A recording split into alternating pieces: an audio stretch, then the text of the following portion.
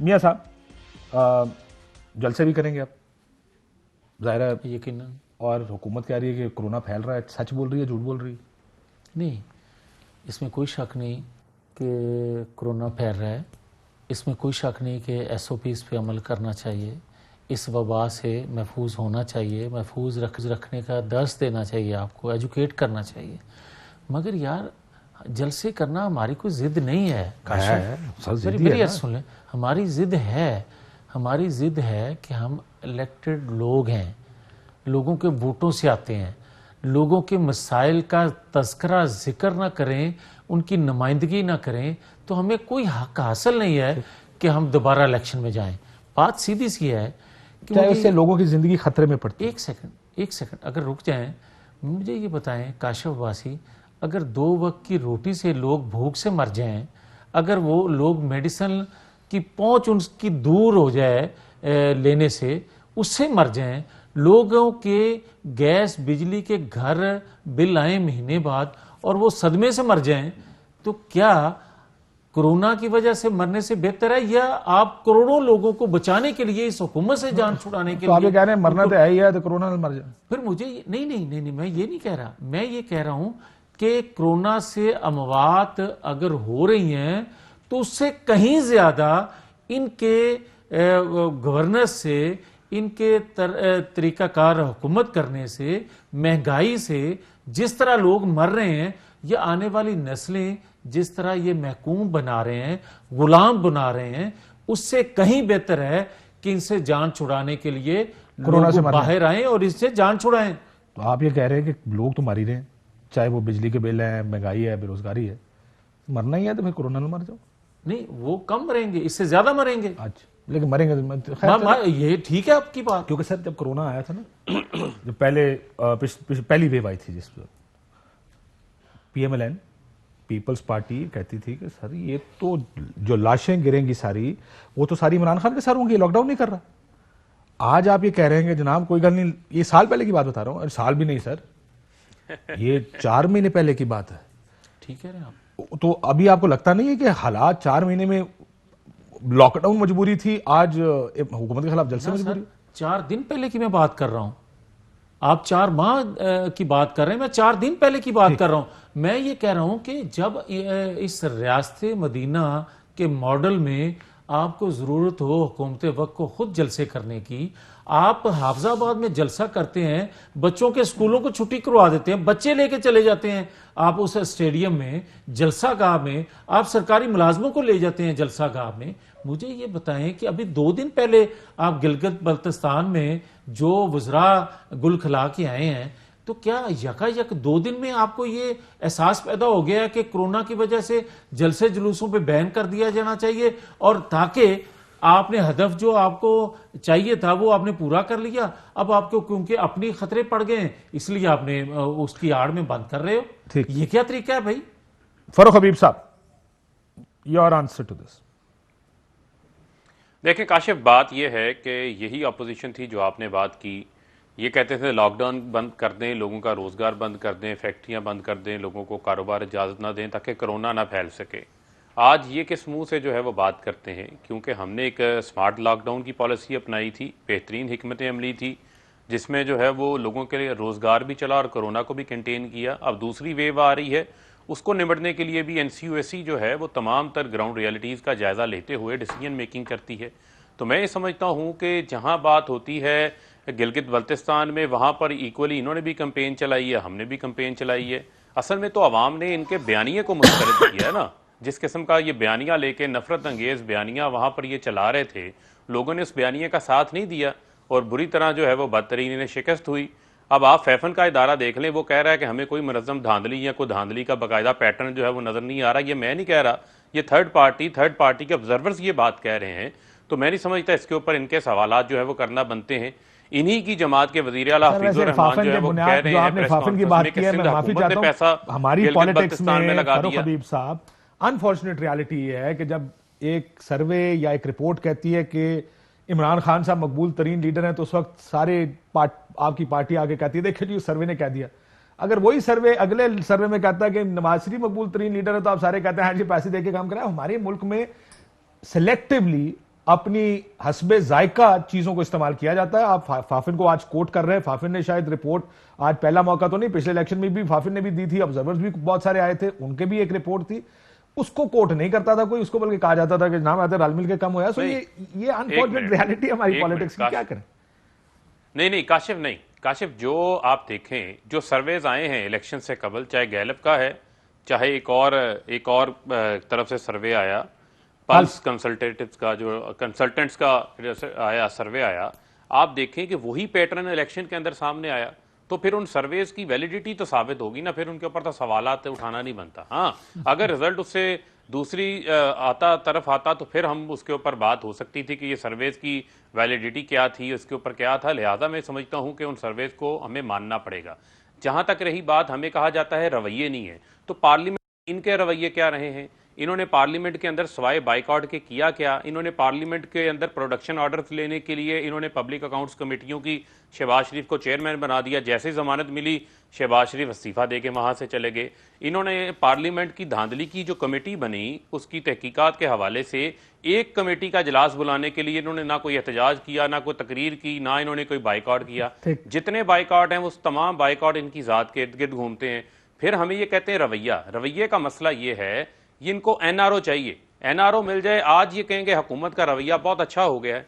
आप देखें ना, FATF के बिल के अंदर वो 35 चिक्कें एनआरओ नहीं थी तो वो क्या थी कि आप 5 साल जो है वो पिछला केस नहीं खोल सकते, आप चेयरमैन नैब की मुद्दत 3 साल कर दें, प्रोसिक्यूटर नैब की मुद्दत जो है वो 3 साल कर दें, 1999 के पिछले केसेस नहीं आप खोल सकते, 1 अरब से नीचे की आप करप्शन को हाथ नहीं लगा सकते। तो ये तो डिटेल्स है ना सारी, ये अपने मुंह से शायद खकान अब्बासी कह चुके हैं कि नैब को बंद कर दें, बिलावल कह चुके हैं नैब को बंद कर दें। हम कहते हैं इन चीजों को एहतसाब के अलावा आप आए इलेक्शन रिफॉर्म से बात करें, आप आए किसी और मुल्क की इशू के ऊपर बात करनी है, उसके ऊपर आप आगे बात करें। आज मईशत कम बैक कर रही है इस मुल्क की, आप देखें। वो कहते हैं, अच्छा मैं जरा चलें इसी को लेकर आगे बढ़ता हूं, मसला ये वो कहते हैं मईशत कम बैक कर रही है, आप कहते हैं जो आईना बैठ के ये पेश करते हैं हकाइक उससे बरक्स हैं। इसका ट्रिकल डाउन इफेक्ट आम आदमी के ऊपर भी आएगा। इंडस्ट्रियलाइजेशन की तरफ हमारा मुल्क तेजी से आगे बढ़ रहा है, लार्ज स्केल मैन्युफैक्चरिंग जो है वो रीइंस्टेट हो चुकी है, दुनिया की इकोनॉमी आज भी डूब रही है, पाकिस्तान की इकोनॉमी रिवाइव हो गई। अभी रिवाइव देखें ना, ये तमाम तरह हकाइक है, मैं नहीं बोल रहा, स्टैटिस्टिक्स हैं, हमारे बदतरीन क्रिटिक्स इस चीज को मान रहे हैं। हाँ, अभी आपकी रेटिंग्स बेहतर मनफी से मेरा ख्याल है स्टेबल पे आ गई हैं शायद, लेकिन उसको कहना कि रिवाइव हो गई, रिवाइव अभी नहीं हुई, ये दिस इज टू फार। चले काशिफ उस तरफ जा रहा है ना, अगर चले अगले 6 महीने में क्या होता है। लेकिन काशिफ, अगर आप कहते हैं कि डॉलर की देखें प्राइस आज क्या है, रुपए की कदर बेहतर होगी, तो आप मुआवजना अपने से ही कर रहे हैं। आप ये देखें कि डॉलर की कीमत जब आप लोग आए थे, अगर तो उससे नीचे चली गई है 1 सेकंड के लिए, अगर तो आपकी रुपए की कदर जब आप आए थे उससे बेहतर हो गई है, आप कोट कर सकते हैं, आपको करना चाहिए। और जब आप अपने ही दौर के पिछले साल के या 6 माह के पहले से मुआवजा करते हो, ये गलत है। दूसरा मैं एक सेकंड एक सी पे रुकना, मैं इस पे सवाल पूछ रहा था। उत्थे लाहौर दा आउट कोई नहीं होया हाली तक, मैं तुहानू पहले दस दूं और वो मैच भी चल रहा, कराची दे ही हो रहे हैं। हाँ जी जी, अच्छा ठीक है, ते वो मैं कहा हाली तक कोई आउट नहीं है। ठीक है। दूसरा ये सर, डॉलर, आपको लगता है कि डॉलर की कदर, उस दिन मरियम नवाज शरीफ साहबा से किसी ने पूछा कि डॉलर मुस्तहकम हो रहा है, उन्होंने कहा मुस्तहकम ये होता है कि 5 साल डॉलर एक जगह पे रहे। क्या आपके ख्याल में, क्योंकि ये लोगों को आपको ही समझाना पड़ेगा, आपके इकोनॉमिक एक्सपर्ट्स को आके ही बताना चाहिए। ये आर्गुमेंट है एक पॉपुलर आर्गुमेंट, देखें जी डॉलर हमने 105 पे रखा, 23 अरब डॉलर आपने डाले उसको 105 पे रखने के लिए। आपकी अपनी पार्टी के इकोनॉमिक लोग कहते थे कि डॉलर को, रुपए को डिवैल्यू होना चाहिए, जो कि आपने किया भी। अच्छा, जो कि मुफ्ता इस्माइल जब फाइनेंस मिनिस्टर बने वो किया भी। देखिए ये पॉपुलर आर्गुमेंट्स हैं, विच इज फाइन, आप लोग पॉपुलर इस्तेमाल करते हैं, but that's not a right argument. मैं काशिफ अब्बासी साहब कोई इसका तजर्बा नहीं रखता इतना, so let's not talk economy then. मगर मैं ये जरूर आपको ये अर्ज करूंगा कि इनके वजीर साहब जो असद उमर हैं, उन्होंने 2 दिन पहले एक स्टेटमेंट दिया, बल्कि गिलगित बल्तिस्तान से के इलेक्शन से 1 दिन पहले, उन्होंने कहा कि जनाब अब लोग बयानिए पे, नजरिए पे वोट नहीं देते, अब लोग कामों पे वोट देते हैं, आज लोग डेवलपमेंट पे वोट देते हैं। तो मैं आपसे सवाल करता हूं भाई कि मुझे ये बताएं, 2.5 सालों में आपने कौन सी डेवलपमेंट गिलगित बल्तिस्तान में कर दी थी जिस ग्राउंड पे आपके लोगों ने वोट पोल किया? मुझे ये बताएं, 2.5 सालों में आपने कौन सा काम कर दिया था लोगों का पाकिस्तान के अंदर कि लोगों ने आपसे मुतासर होकर गिलगित बल्तिस्तान लोग में किस चीज पे भी वोट अगर डालते हैं? नजरिए पे किस वोट, चीज पे वोट डालते हैं लोग? मैं कहता हूँ नजरिए पे दिया। 2013 में आपका क्या नजरिया था जिस पे वोट पड़ा? हम ये कह रहे थे कि बिजली के ऊपर पड़ा, अपनी कारकर्दगी पे पड़ा, शहबाज शरीफ साहब ने कहा मैंने ये काम किया, तो डेवलपमेंट में वोट पड़ा ना आपका। अच्छा चलें, और आज भी आप डेवलपमेंट बेचते हैं ना, अच्छा, और which is a good thing कि डेवलपमेंट के ऊपर ही वोट पड़ना दोनों चाहिए कि चीजें, ये कारकर्दगी दोनों हमारी, चीजें। बजाय इसके कि हम ये कहें वो देखें जी नजरिया तो सर लेफ्ट राइट का होता है, वो तो खत्म हो गया। पाकिस्तान में कौन सा लेफ्ट राइट का नजरिया या कोई नजरियाती वो है? काशफ मेरी यार सुने, जहां हम बात करते हैं नजरिए की, जहां हम बात करते हैं बयानिए की, तो हम साथ ये अब कहते आया हैं, है मुस्लिम लीग नून, अब नजरिए, अब बयानिए पे वोट लेगी अगर आप वोट मिलेंगे। हाँ। उस वक्त आपका इस तरह का कोई चले, नजरियाती इशू लेकिन तो था हम नहीं। साथ ये कहते हैं कि हमने अपने दौरे हुकूमत में ये कारकर्दगी दिखाई है। इसका कारकर्दगी पे वोट मुआवजा मांगते हैं ना। हाँ सर मेरी सुनो हाँ, ना, बिल्कुल ठीक मैं है। दोनों चीजें साथ लेकर चल रहा हूं। मैं ये कह रहा हूं कि ये बात करें कि 2.5 सालों में इनकी कारकर्दगी, इनकी गवर्नेंस, इनकी परफॉर्मेंस क्या थी, हमारे 2.5 सालों से मुआवजा कर लें, कौम फैसला कर लेगी। और अगर भाई आप वो भी नहीं करते और इसके बावजूद आप ये कहते हैं ना नजरिए पे लोग वोट देते हैं, कारकर्दगी, और कारकर्दगी आपकी जीरो, उस पर आप फिर भी वोट ले लें। एक मैं और बात करना चाहता हूं, इमरान खान साहब ने अभी आपने जो क्लिप सुनवाया उसमें उन्होंने फरमाया कि हुकूमत जो होती है वो इस तरह की रिफॉर्म्स नहीं लेकर आती जिस तरह की रिफॉर्म्स हम इलेक्शन की लेकर आ रहे हैं, सेनेट की लेकर आ रहे हैं। फिर आप इतराफ़े जुर्म करें ना काशिफ साहब कि आपने अपनी हुकूमत के होते हुए जो अदम एतमाद सेनेट में हम लेकर तहरीक आए थे, उसकी नाकामी की वजह यह थी कि आपने अपना असर रसूख इस्तेमाल कर लिया। अब मुझे ये बताएं, वो हाले तो शक है?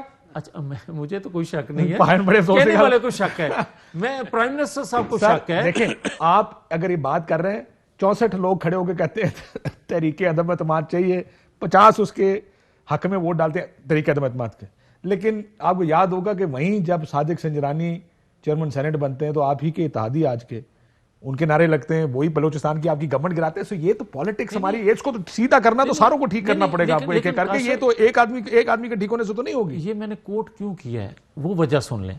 मैं ये कह रहा हूं कि आप फिर ये इतराफ करो ना कि उस वक्त मैंने ताकत इस्तेमाल कर ली, आज ताकत मेरे पास नहीं है, इसलिए ये मैं रिफॉर्म्स लेकर आ रहा हूं, या मुझे अंदेशा है कि आइंदा में वो ताकत मेरे साथ मैं नहीं जरा रहेगी, तो क्लोजिंग, मैं जरा माफी चाहता हूं, ब्रेक से पहले उनको भी दे दूं बात। ताकत तो है हर, ये एक बात याद रखें मियां से, मैं अब आपको आपकी पॉलिटिक्स याद करूं। पीपल्स पार्टी ने कहा जी 62-63 खत्म करना, आपको याद है ना? मियां साहब ने कहा नहीं हो। नैब के ऊपर बात हुई, नहीं खत्म करना। उस वक्त कर सकते थे ना। हर आदमी इस मुल्क में सब ये कहते मुझे आज इफेक्ट नहीं कर रहा, वो फड़िया जा रहा, जान दो साडा की जाना।